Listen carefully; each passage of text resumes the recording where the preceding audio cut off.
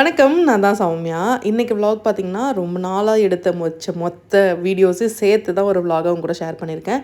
இதில நான் வீடு மாத்துன அப்டேட்ஸு, வீடோட அப்டேட் எல்லாமே சேர்த்து தான் குடுத்துருக்கேன். செக் பண்ணி பாருங்க. ஃபுல்லா வீடியோ பார்த்தீங்கன்னா உங்களுக்கு தெரியும்.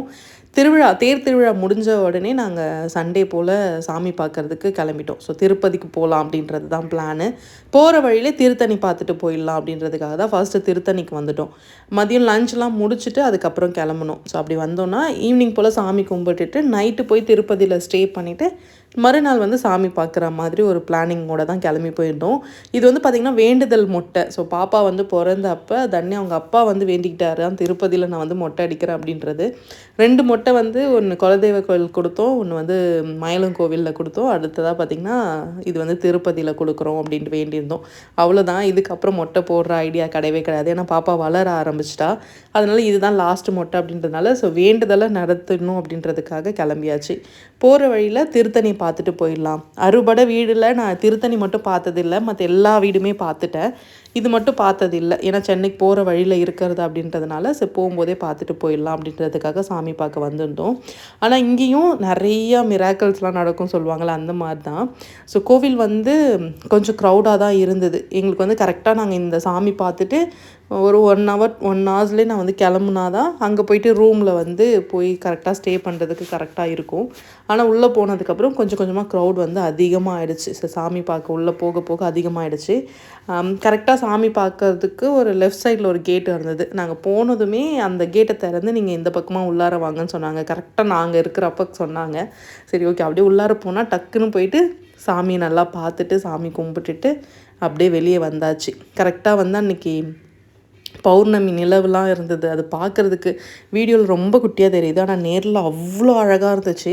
அந்த கோபுரம் பக்கத்தில் ஒரு நிலவு அப்படி சூப்பராக இருந்ததுங்க அங்கே பார்க்குறதுக்கே. அப்படியே என்ன சொல்கிறது, அந்த ப்ளூ கலர் ஸ்க்ரீனில் அப்படியே பார்க்குற மாதிரி இருந்தது. அதே மாதிரி அந்த கோபுரமும் அவ்வளோ அழகாக இருந்துச்சு. அங்கே கொஞ்ச நேரம் சாமிலாம் கும்பிட்டுட்டு கொஞ்ச நேரம் நடந்துட்டு உட்காந்துருந்துட்டு அப்புறம் அப்படியே நடந்து போயிட்டே இருந்தோம். லைட்டாக பசிக்கிற மாதிரி இருந்துகிட்டே இருந்துச்சு. அங்கே போனோடனே கரெக்டாக புளியோதரை கொடுத்தாங்க. காரமாக தான் இருந்துச்சு, ஆனால் அவ்வளோ சூப்பராக இருந்தது. அண்ட் கோவிலில் கொடுக்கறது மட்டும் அது எப்படி கொடுத்தாலும் அவ்வளோ டேஸ்ட்டாக தெரியும் நமக்கு. அது ஏன்னே தெரியல. அப்படி தான் மனசே அப்படியே சூப்பராக இருந்துச்சு. நல்லா சாமியை பார்த்து கும்பிட்டுட்டு அதுக்கப்புறம் உடனே நாங்கள் வந்து மலையிலேருந்து கீழே இறங்க ஆரம்பிச்சிட்டோம். அண்ட் நைட்டு ஒரு ஹோட்டலில் போயிட்டு ஸ்டே பண்ணிவிட்டு அதுக்கப்புறம் காலையில் தான் வந்து சாமி பார்க்குற மாதிரி ஒரு ஐடியா. திருப்பதிக்கு நான் வந்து ஏற்கனவே ஒரு தடவை வந்த ஞாபகம் இருக்குது. அண்ட் 2 தடவை போயிருக்கேன். ஆமாம், 2 தடவை போயிருக்கேன். இது வந்து 3ஆவது தடவை. அப்படியே போயிட்டு வந்துடலாம் அப்படின்னு இருக்கேன். திருப்பதி போயிட்டு வந்தோம் அப்படின்னா நிறைய லைஃப்பில் வந்து திருப்பம்லாம் கிடைக்கும் அப்படின்னு சொல்லுவாங்க. அப்படி தான் வந்து எனக்கு சின்ன சின்ன விஷயங்கள் வந்து சேஞ்சஸ் வந்தது. இங்கே போயிட்டு வந்ததுக்கு அப்புறம் நிறைய சேஞ்சஸ் இருந்திருக்கு. ஏன்னா நிறைய பேர் வந்து வீடு மாற்றினோன்னே கேட்டிருந்தீங்க. வீடு மாற்றிட்டீங்க, எங்கே இருக்கீங்க, ஹோம் டூர் கொடுங்க, இந்த மாதிரி விஷயங்கள் எல்லாமே கேட்டிருந்தீங்க. அதுவும் இங்கே போயிட்டு வந்ததுக்கப்புறம் ஒன் ஆஃப் த ரீசனாக நான் நினைக்கிறேன். அடுத்த ஸ்டெப்புக்கு மூவ் ஆன் பண்ணுறதா நான் எடுத்துக்கிறேன். மற்றபடி வேறு எதுவும் கிடையவே கிடையாது. எப்பயுமே என்ன நடந்தாலும் அதை நல்லதுக்குன்னு எடுத்துக்கிட்டோம் அப்படின்னா லைஃப் வந்து அப்படியே ஸ்மூத்தாக போயிட்டே இருக்கும். ஒரு விஷயத்துக்கு 100 விஷயங்கள் நம்ம யோசிக்க ஆரம்பிச்சிட்டோம் அப்படின்னா ரொம்ப கஷ்டமாக இருக்கும். அதனால் அதெல்லாம் யோசிக்காமல் எது நடந்தாலும் நல்லதுக்கு தான். அது கெட்டதாகவே இருந்தாலும் பரவாயில்ல, அதை அக்செப்ட் பண்ணிக்கலாம். வேறு ஒன்றும் கிடையவே கிடையாது. காலையில் எழுந்து ஃப்ரெஷ் ஆகிட்டு சாமி பார்க்குறதுக்கு உள்ளே போயாச்சு. உள்ளார வந்து வீடியோஸ்லாம் எதுவுமே கிடையாது இல்லையா. உள்ளே போய் சாமி பார்த்துட்டு அதுக்கப்புறம் இல்லை, அதுக்கு முன்னாடி ஃபஸ்ட்டு தன்யாவுக்கு வந்து மொட்டை போடணும். மொட்டை போடுறது எங்கேன்னு ஃபஸ்ட்டு அது எங்களுக்கு தெரியவே இல்லை. நிறையா மாறிடுச்சு. உள்ளார போனோம் அப்படின்னா நிறைய இடங்கள் வந்து மாறிடுச்சு. அங்கே வந்து மொட்டை அடிக்கிறதுக்கு போனால் அங்கே அவ்வளோ க்ரௌடாக இருந்தது. நாங்கள் என்ன பிளான் பண்ணியிருந்தோம் அப்படின்னு பார்த்திங்கன்னா, சாட்டர்டே சண்டே வந்து கூட்டமாக இருக்கும், மண்டேயில் போனால் வந்து ஒர்க்கிங் டே கூட்டம் இருக்காது அப்படின்னு பிளான் பண்ணிட்டு போனோம். ஆனால் திருப்பதியில் நீங்கள் என்றைக்கு போனாலுமே கூட்டம் தான் இருக்கும். அதுக்கு வேறு ஆப்ஷனே கிடையவே கிடையாது. ஏன்னா அவ்வளோ க்ரௌடாக இருந்துச்சு. உண்மையாகவே செம்ம க்ரௌடு. தன்யா வந்து அழற ஸ்டேஜ் வரைக்கும் போகிற அளவுக்கு அழ ஆரம்பிச்சிட்டா. அந்த மாதிரி இருந்தது. அவ்வளோ க்ரௌடு. உள்ளார போயிட்டு ஃபர்ஸ்ட்டு வந்து நாங்கள் தேடினது பார்த்திங்கன்னா மொட்டை அடிக்கிற இடம் தான். மொட்டை அடிக்கிற இடத்துலையே க்யூ பார்த்திங்கன்னா அவ்வளோ தூரம் நின்றுச்சு. நின்னோன்னா நம்ம ஒரு பாதி நாள் அங்கேயே போயிடும், அந்த அளவுக்கு க்ரௌடாக இருந்தது. நாங்கள் என்ன பண்ணோம் அப்படின்னு பார்த்திங்கன்னா, அங்கே போயிட்டு விசாரித்தோம். ஸோ பக்கத்தில் ஏதாவது மொட்டை அடிக்கிறது வேறு இடம் இருக்கான்ட்டு. அங்கேயே 2, 3 இடம் இருக்குது. அந்த இடத்த கூட்டிகிட்டு போய் காட்டுறதுக்கும் நம்மக்கிட்ட வந்து பேமெண்ட் வந்து வாங்கினாங்க. ஸோ நமக்கு ஏதாவது தெரிஞ்சுக்கணும் அப்படின்னா அங்கே வந்து கைட் பண்ணுறதுக்கும் இருக்காங்க. பட் ஆனால் பே பண்ணுற மாதிரி தான் இருக்குது. ஸோ அங்கேருந்து தூரமாக தள்ளிட்டு போன இடத்துல அங்கேயும் ஃப்ரீ தான், மொட்டை அடிக்கிறது எல்லாமே ஃப்ரீ தான். ஸோ அந்த இடத்த தெரிஞ்சிக்க நமக்கு தெரியாது இல்லையா? ஸோ அதனால் தன்யா, அப்பா, அம்மா ஸோ 3 பேருமே மொட்டை அடிச்சுக்கிட்டாங்க. தம்பியும் வந்திருந்தான். அதனால தான் சரின்ட்டு உடனே இந்த பிளானை உடனே போட்டது. ஏன்னா அவன் வந்தால் தான் நான் மொட்டை அடிச்சுப்பேன்னு அவள் ரொம்ப நாளாக சொல்லிகிட்டே இருந்தா. ஸோ அதுக்காக தான் இந்த 1 வருஷம் அப்படியே தள்ளி போட்டுகிட்டே இருந்ததே. சரி வந்ததும் வந்தாச்சு, போய் மொட்டையை போட்டுட்டு வந்துடலான்னு சொல்லிட்டு சாமி பார்த்துட்டு மொட்டையை போட்டுட்டு திருப்பதியில் லட்டை வாங்கிக்கிட்டு கீழே இறங்கிட்டோம். அண்ட் திருப்பதியிலேருந்து கீழே இறங்கும் போது ஸோ பக்கத்துலேயே ஒரு 5 to 6 கிலோமீட்டர்ஸ் பக்கத்துலேயே பார்த்திங்கன்னா உங்களுக்கு ஒரு ஜூ இருக்குது. அந்த ஜூ போய் பார்த்துட்டு அப்படியே போகலாம் அப்படின்றது தான் நெக்ஸ்ட்டு பிளான். ஸோ பார்த்துட்டு அப்படியே லஞ்சு முடிச்சுட்டு வீட்டுக்கு கிளம்பிடணும், அவ்வளோதான். அண்ட் அந்த ஜூவில் வந்து பார்த்திங்கன்னா எலிஃபேண்ட் இருக்குது, அதுக்கப்புறம் எல்லாமே இருக்குது. மோஸ்ட் ஆஃப் எல்லாமே இருந்தது. நாங்கள் வந்து சிங்கம் அண்ட் புலி 2மே இருக்குது அப்படின்னு சொன்னாங்க. ஸோ அதனால தான் ஓகேன்னு சொல்லிவிட்டு அதை ஃபஸ்ட்டு பார்த்துடலாம் அப்படின்றதுனால. ஏன்னா எல்லாமே போயிட்டு வர வழி அப்படின்றதுனால நீங்கள் அந்த இடத்துல என்னெல்லாம் இருக்கோ அதெல்லாம் பார்த்துட்டு வந்துட்டிங்கன்னா உங்களுக்கு ஈஸியாக இருக்கும். இதுக்குன்னு நம்ம தனியாலாம் போக மாட்டோம். ஸோ போயிட்டு வர வழியில் என்ன பிளேஸ்லாம் இருக்கோ அதெல்லாமே அப்படியே கவர் பண்ணிக்கிட்டே வந்தோம் அப்படின்னா ஒரு வெக்கேஷனும் ஆச்சு, ஒரு டிவோஷனலும் ஆச்சு அப்படின்ட்டு அப்படியே கம்ப்ளீட் ஒரு பேக்காக நாங்கள் வந்து அதை முடிச்சிட்டோம். இது உள்ளார போகிறதுக்கு பார்த்திங்கன்னா ஒரு பர்சனுக்கு ஐ திங்க் 70 rupees நினைக்கிறேன். குழந்தைங்களுக்கெலாம் கம்மி. அண்ட் அதே மாதிரி வெஹிக்கல் உள்ளே போகிறதுக்கு அதுக்கு தனியாக பேமெண்ட்டு. அதுக்கப்புறம் புலி, சிங்கத்தெல்லாம் கிட்ட எடுத்துகிட்டு போய் காட்டுவாங்க, அந்த வேன்லாம் இட்டுட்டு போகிறாங்களே. ஸோ இதுக்கு ஒரு பேமெண்ட்டு அப்படின்ட்டு தனித்தனியாக தான் இருக்குது. அண்ட் பெரிய ஜூ உள்ளார போகிறீங்க அப்படின்னா உங்களுக்கு வந்து வெஹிக்கல்ஸும் அங்கேயே இருக்குது. ஸோ அதில் போயிட்டு நீங்கள் பார்க்கலாம். அண்ட் சைக்கிள் கொடுக்குறாங்க அண்ட் பைசைக்கிள் 2மே கொடுக்குறாங்க. ஸோ அதான். ஸோ நாங்கள் வந்து புளியை கிட்ட பார்க்க போகிறோம். அதனால தான் வந்து தனியாக அதுக்குன்னு ஒரு வேன் இருக்குது. ஸோ அதில் ஏறிட்டோம் அப்படின்னா 2-3 கேட்டை தாண்டி நம்மளை கிட்ட இட்டு போய் காட்டுவாங்க. ஸோ கிட்டனா ஒரு பக்கத்தில் ஒரு 10 அடியில் வந்து நமக்கு சிங்கம், புலி எல்லாமே இருக்கும். மற்றபடி மான்லாம் நிறையா இருந்துச்சு. அதுக்கப்புறம் பார்த்திங்கன்னா பாகுபலியில் வரும்ல ஒரு மாடு, அந்த மாடு இருந்தது. அதுக்கப்புறம் ஹைனா இருந்துச்சு, விஜய் படத்தில் வரும்ல. ஸோ அது இருந்தது. ஸோ இந்த மாதிரி எல்லாமே இருந்துச்சு. எல்லாமே வந்து சாப்பிட்டுட்டு கொஞ்சம் நிழலில் ரெஸ்ட் எடுத்துகிட்டு இருந்தாங்க. அப்படியே ஃபுல்லாக பார்த்துட்டு அதுக்கப்புறம் அப்படியே வீட்டுக்கு கிளம்பியாச்சு. அண்ட் 1 வாரம் திருவிழா முடிச்சு அடுத்த வாரம் திருவிழா அதுக்கப்புறம் அப்படியே கண்டினியூ ஆரம்பிச்சுது. இன்றைக்கி பார்த்திங்கன்னா 6வது வெள்ளி முத்து பல்லாக்கு. ஸோ சாமி வந்து பல்லாக்கில் அவங்க அம்மா வீட்டுக்கு போவாங்க. அதுதான் இன்றைக்கான திருவிழா.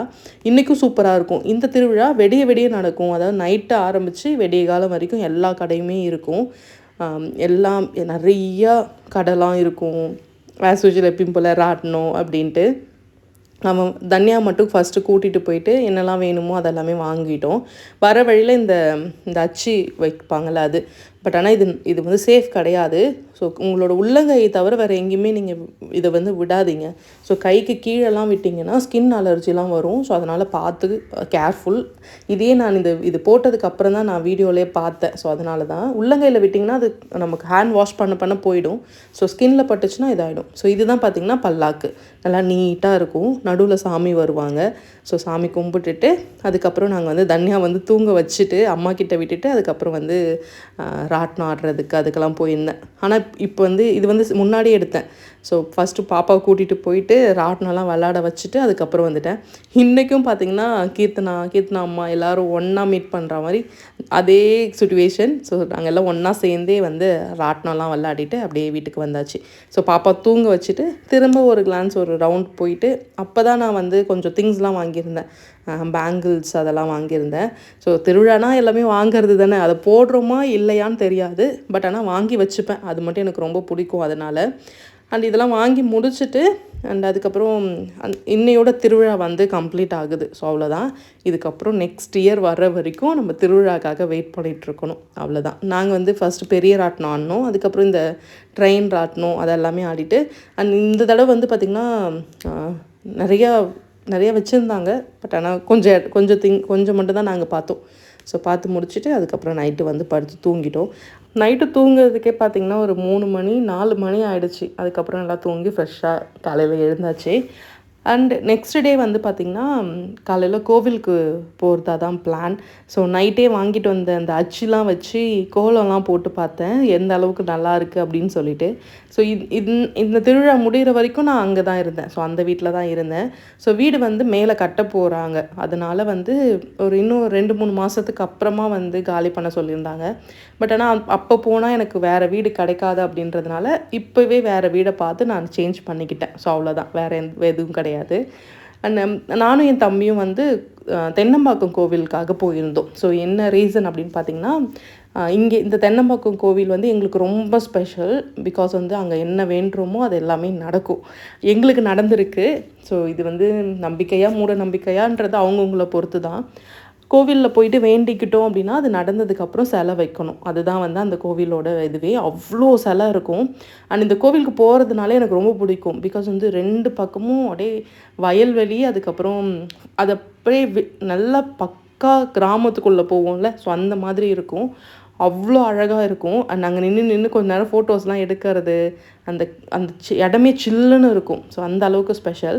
காலேஜ் முடித்ததில் இருந்து எங்களுக்கு கல்யாணம் வரைக்கும் நாங்கள் வேண்டிக்கினது, அதுக்கப்புறம் கல்யாணத்துக்கு வேண்டிக்கிட்டு அப்புறம் சிலை வச்சது, அதுக்கப்புறம் தம்பி ஊருக்கு போகிறதுக்காக அவனே வேண்டிக்கிட்டான். ஸோ அந்த சிலை சொல்கிறதுக்காக தான் நாங்கள் வந்து அந்த கோவிலுக்கு ஃபஸ்ட்டு போயிருந்தோம். ஸோ போய் சொல்லிட்டோம் அப்படின்னா அவங்க செஞ்சுட்டு ஒரு நாள் சொல்லுவாங்க, அன்றைக்கி போயிட்டு நம்ம சிலை வச்சிட வேண்டியதான். நாங்கள் சொல்லிட்டு வந்திருக்கோம், இதுக்கப்புறம் தான் போயிட்டு சிலைலாம் வைக்கணும். அண்ட் என்ன வேண்டிக்கிறீங்களோ அதுக்கு ரிலேட்டடான சிலையாக நீங்கள் அந்த இடத்துல வைக்கணும். ஸோ வேறு ஒன்றும் கிடையாது. அண்ட் சாப்பாடு கொடுக்கலாம், நீங்கள் அன்னதானம் பண்ணலாம், என்ன வேணால் பண்ணலாம். ஸோ நம்ம என்ன வேண்டிக்கிறோமோ அதை பொறுத்து தான். நாங்கள் கல்யாணம் ஆகணுன்றதுக்கு வேண்டிக்கிறதுலேருந்து பாப்பா பிறந்ததுலேருந்து எல்லாத்துக்குமே இங்கே நாங்கள் சிலை வச்சுருக்கோம். அதனால் இந்த கோவில் எங்களுக்கு ரொம்ப ஸ்பெஷல். ஏன்னா அம்மா வந்து எங்களுக்கு கல்யாணம் ஆகணும்னு வேண்டிக்கிட்டாங்க, அதுவும் நடந்துச்சு. அதுக்கப்புறம் தனியா பிறந்தப்போ அவங்க அப்பா வந்து எனக்கு செக்ஷன், ஸோ அதனால் வந்து நல்லபடியாக குழந்தை பிறக்கணும்னு வேண்டிக்கிட்டாங்க, அதுவும்.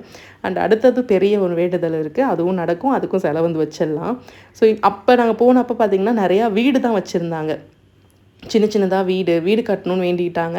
அதுக்காக அந்த சிலை வச்சுருக்காங்க.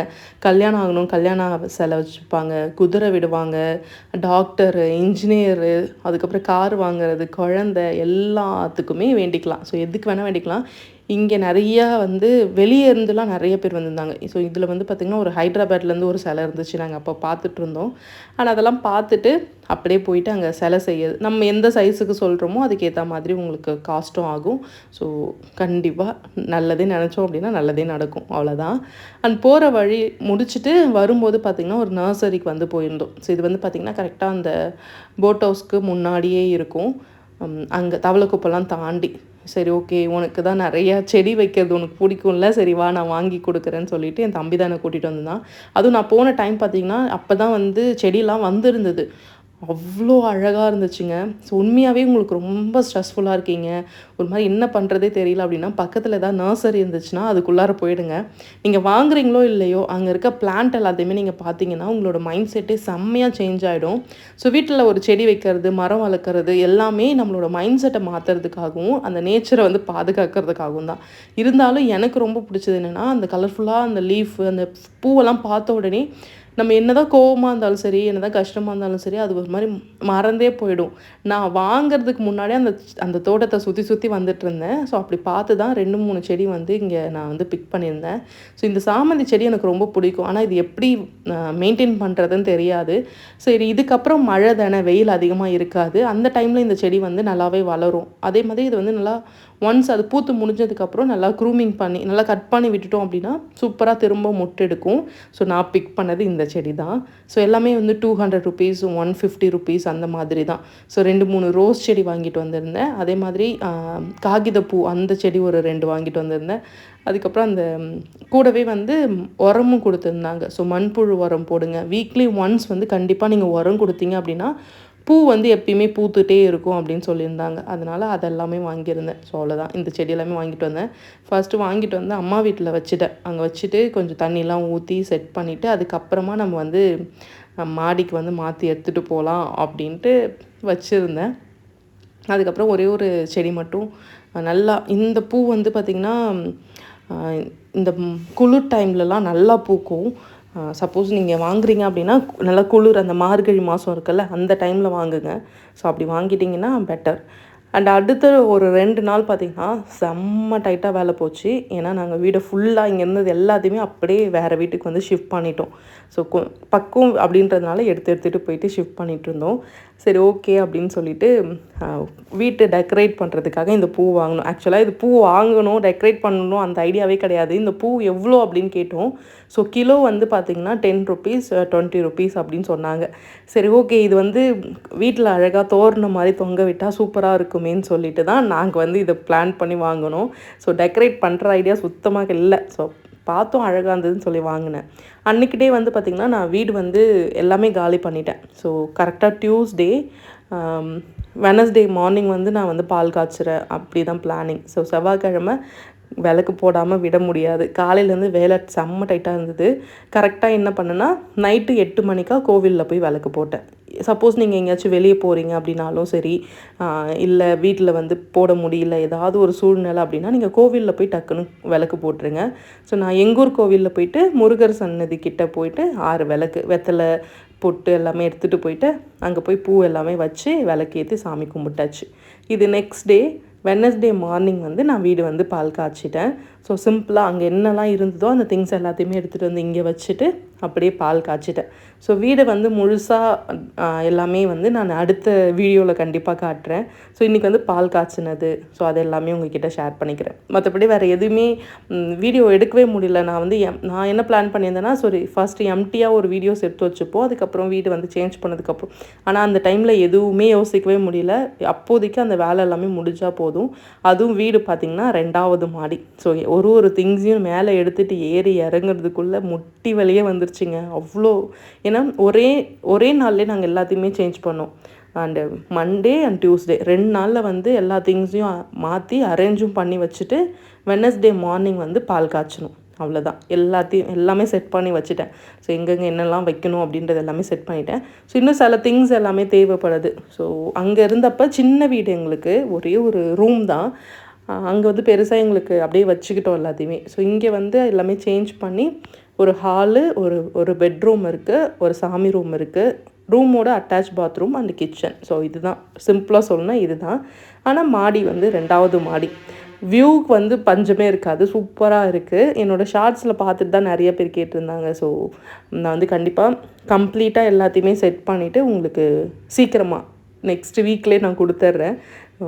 ஏன்னா இன்னும் அங்கங்கே கொஞ்சம் கிச்சன்லாம் ஒரு அளவுக்கு அரேஞ்ச் பண்ண முடியல. இன்னும் டிவிலாம் ஃபிக்ஸ் பண்ணவே இல்லை. ஸோ அந்த வேலை எல்லாமே இருக்குது. அது எல்லாத்தையுமே ஃபிக்ஸ் பண்ணிவிட்டு ஸோ கம்ப்ளீட்டாக ஒரு ஹோம் டூர் கண்டிப்பாக கொடுத்துட்றேன். ஏன்னா இப்போ கூட நான் ஸ்டேட்டஸ் போட்டேன்னா கண்டிப்பாக கேட்பாங்க, புது வீடு மாற்றிட்டிங்களா அப்படின்ட்டு. இதுவும் ரெண்டல் ஹோம் தான். இங்கே அம்மா வீட்டுக்குள்ள வந்து கொஞ்சம் தூரம் தள்ளி. ஸோ ஃபஸ்ட்டு இருந்தது வந்து எதிர் வீட்டில் இருந்தேன். இப்போ இருக்கிறது கொஞ்சம் தூரம் தள்ளி இருக்கேன், அவ்வளோதான்.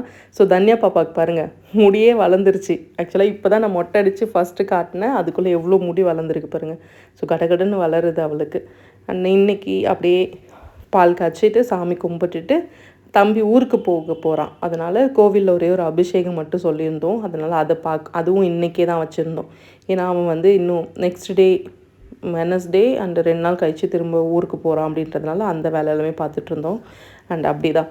ஸோ இப்படி தான் திடீர்னு சேஞ்ச் பண்ணதுனால என்னால் ப்ராப்பராக எதுவுமே அப்டேட்டும் கொடுக்க முடியல, வீடியோஸ் போட முடியல. செம்ம ஒர்க்காக டைட்டாக இருந்தது. நான் என்ன நினச்சேன்னா சின்ன வீடு தானே, இங்கே இருக்க திங்ஸ் எடுத்துகிட்டு போய் அப்படியே நம்ம வீட்டில் வைக்க போகிறோம், இதுக்கு எதுக்கு நமக்கு அவ்வளோ டைம் எடுக்க போகுதுன்னு யோசிச்சுட்டு இருந்தேன். பட் ஆனால் அவ்வளோ சின்ன பொருளும் எவ்வளோ பொருள் அதுக்குள்ளே வச்சுருந்தேன்னு எனக்கே தெரியல. ஸோ அந்தளவுக்கு அவ்வளோ பொருள் இருந்தது. ஸோ எல்லாத்தையுமே ஓரளவுக்கு அரேஞ்ச் பண்ணி வச்சாச்சு. அண்ட் அப்படியே எங்களோட ஆனிவர்சரியும் அப்படியே போச்சு, கல்யாண நாளும் அப்படியே இந்த டேஸ்லேயே வந்து போச்சு. ஸோ பிஸியாக இருந்ததுனால எங்களால் கரெக்டாக டைமே ஸ்பெண்ட் பண்ணவே முடியாத அளவுக்கு அவ்வளோ டைட்டாக போயிட்டே இருந்தது. அதனால தான் வீடியோ கூட ப்ராப்பராக கொடுக்கவே முடியல.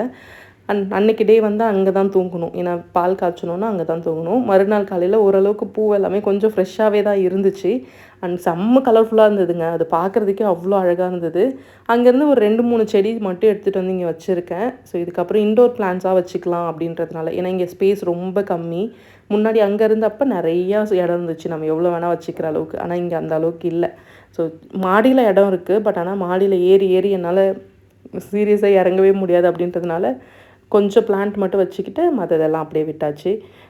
எடுத்துகிட்டு போய் பெரியம்மா வீட்டில் வச்சிடணும். ஸோ அது கூட இன்னும் நான் வைக்காமல் அப்படியே இருக்கேன். 2வது மாடின்றதுனால சன்ரைஸும் சூப்பராக இருக்கும். அண்ட் ரூமில் ஒரு விண்டோ இருக்குது, அது சன் செட்டு பார்க்குறதுக்கு சூப்பராக இருக்கும். அண்ட் அதெல்லாம் எந்த பிரச்சனையும் கிடையாது. ஆனால் இருந்தாலும் அந்த வீடை வந்து கொஞ்சம் மிஸ் பண்ணுவோம். ஏன்னா அது நல்லா நல்லா ஒரு காம்பேக்டாக இருக்கும் எனக்கு. ஸோ சின்னதாக ஒரு பெட்டு, அப்படியே ஒரு கிச்சன் அப்படின்ட்டு அப்படியே இருந்தது. இருந்தாலும் இது ஓகே. இது update of next version. So அந்த ரூமில் இருந்து நாங்கள் கொஞ்சம் பெரிய வீட்டுக்கு ஷிஃப்ட் ஆகியிருக்கோம். ஸோ திருப்பதி போயிட்டு வந்தால் திருப்பம் உண்டாகுன்னு சொல்லுவாங்கள்ல, அந்த மாதிரி தான். ஸோ அந்த வீட்டில் இருந்து எங்களுக்கு வேறு ஒரு வீடு கிடச்சிருக்கு. ஸோ இது இன்னுமே நல்லாவே இருக்குது. பெரிய வீடாக இருந்தாலுமே சரி, சின்ன வீடாக இருந்தாலுமே சரி, எந்த இடத்துல நம்ம எப்படி அதை அமைச்சிக்கிறோன்றது தான் ரொம்ப முக்கியம். ஸோ அதனால் இருக்கிறத வச்சுட்டு ஜாலியாக இருந்துட்டோம் அப்படின்னா பெட்டர். அப்படி இல்லைன்னா எல்லாத்துக்கும் எங்கிட்டே இருக்கிறோம் ஒரு ஸ்டெப், இதை விட இது பெட்டர், இதை விட இது பெட்டர் அப்படின்னா ஸோ அப்படியே நம்ம போயிட்டே இருக்க வேண்டியதான். ஸோ அதனால் இருக்கிறத வச்சுட்டு ஹாப்பியாக இருக்க கற்றுக்கணும். அண்ட் நெக்ஸ்ட் டே வந்து பார்த்திங்கன்னா தம்பி ஊருக்கு வந்து கிளம்பிட்டாங்க. அவனை இட்டுட்டு போய் நாங்கள் ஃப்ளைட்டில் விடணும். ஸோ அதுக்காக ஏர்போர்ட் கிளம்பிட்டு இருந்தோம் அப்போ தான். ஸோ கரெக்டாக வந்து கோரிமேட்லாம் தாண்டினதுக்கப்புறம் செம்ம மழை. இது வரைக்கும் நான் இப்படி ஒரு மழையை பார்த்ததே இல்லை. இந்த மழையில் ட்ராவல் பண்ணதே இல்லை. எனக்கு மழையில் ட்ராவல் பண்ணுறது ரொம்ப ரொம்ப பிடிக்கும். ஆனால் அன்னைக்கு எப்படி சொல்லுவாங்க, நம்ம உயிர் அப்படியே கையால் பிடிச்சிட்டு போவோன்னு சொல்லுவாங்கள்ல, அந்த அளவுக்கு செம்ம பயமாக இருந்தது. எனக்கு நைட்டு ட்ராவல் பண்ணுறது பிடிக்கவே பிடிக்காது. அதை விட முக்கியமாக இந்த மழை இடியில் ரொம்ப பயந்தே போயிட்டோம்.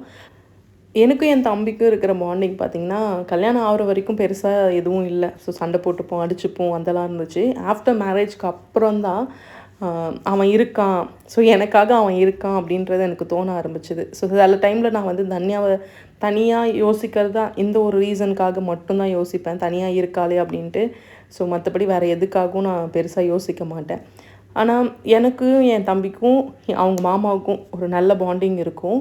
ஸோ அது அப்படியே இருக்கணும், அது மட்டும்தான் நான் ஏற்றுக்கிறதே. அதே மாதிரி தன்யா வந்து அவன் வந்ததுலேருந்து அவன் கூடவே இருந்தா. ஸோ இந்த 45 டேஸ் வரைக்கும் அவன் இருந்திருப்பான் இங்கே. ஸோ அவள் கூடவே இருந்ததுனால ஸ்டில் இன்னைக்கு வரைக்கும் அவள் அழுவாள். அவனை கேட்டு அழ ஆரம்பிப்பாள். நாங்கள் வந்து அவனை ஊரில் போய் போகும்போது நாங்கள் நினச்சிக்கிட்டது ஒன்றே ஒன்று தான், ஸோ அழக்கூடாது. ஏன்னா அவன் ரொம்ப தூரம் ட்ராவல் பண்ணும்போது நம்ம அழுதோம் அப்படின்னா அவங்களும் கஷ்டப்படுவாங்க. ஸோ அதுக்காக தான். அண்ட் ஒன்று வேணும்னா நம்ம ஒன்று இழந்து தான் ஆகணும் அப்படின்றது இந்த மாதிரி சுச்சுவேஷனை எங்களுக்கு ரொம்பவே புரிஞ்சுது. ஸோ சேஃபாக இருக்கணும், அவ்வளோதான்.